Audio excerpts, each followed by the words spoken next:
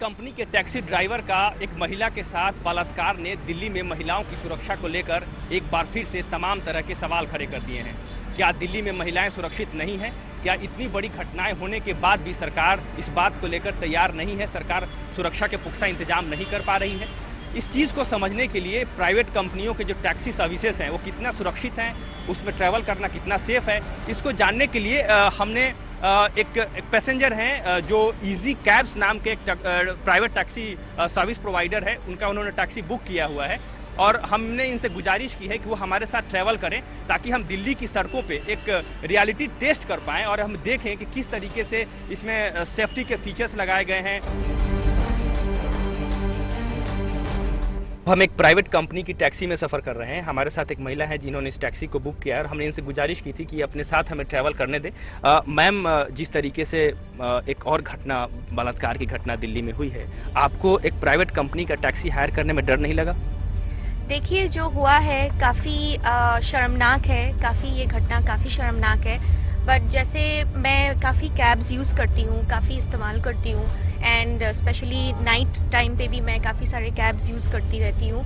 तो जैसे पहले कुछ चीज़ों का ध्यान शायद इतना नहीं रखती थी, लेकिन अभी जैसे ड्राइवर की डिटेल्स मेरे पास टाइम पे आए एंड अभी मैं कॉल सेंटर से भी मुझे एक कॉल आए, उनकी पूरी डिटेल्स, गाड़ी का नंबर, शॉफर का नंबर, सब कुछ मेरे पास आए, ये मैं थोड़ा सा ज़्यादा इस पर सतर्क रहूँगी।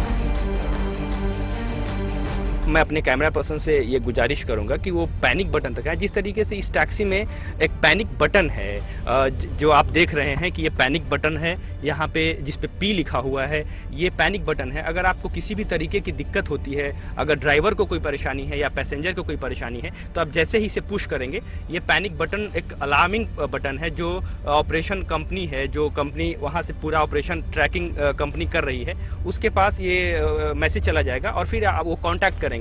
लेकिन सवाल ये है कि ये पैनिक बटन सिर्फ आगे लगा हुआ है। अगर ये पीछे भी लगा हो, पैसेंजर के बगल में लगा हो, तो पैसेंजर को इसे पुश करने में ज़्यादा आसानी होगी।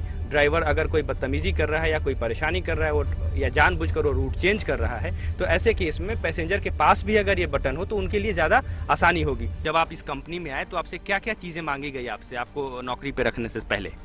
सर, मेरा क्वालिफिकेशन सर्टिफिकेट मांगा गया और मेरा ड्राइविंग लाइसेंस जो दिल्ली का है या फिर किसी और सिटी का है, अदर सिटी का।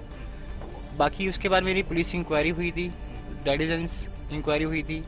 उसके बाद मुझे जॉब पे अवेलेबल रखा गया। हाँ। जब भी आप टैक्सी इस तरह का हायर करें तो आप उसमें वो कंपनी किस तरह के सेफ्टी मेजर्स लगाए हुए हैं, किस तरह के सुरक्षा के इंतजाम किए गए हैं, उसकी जानकारी आपके पास होनी चाहिए। आप उस कंपनी से पूछें, ये जानें कि अगर इन केस इमरजेंसी में अगर इस तरह की चीज़ें होती हैं तो आप कैसे उस कंपनी को इन्फॉर्म करें, कैसे तुरंत आप पुलिस को इन्फॉर्म करें। ये तमाम तरह के सुरक्षा के इंतजाम होने चाहिए जो कि आजकल के टैक्सी में नहीं है। हमने इसमें भी देखा।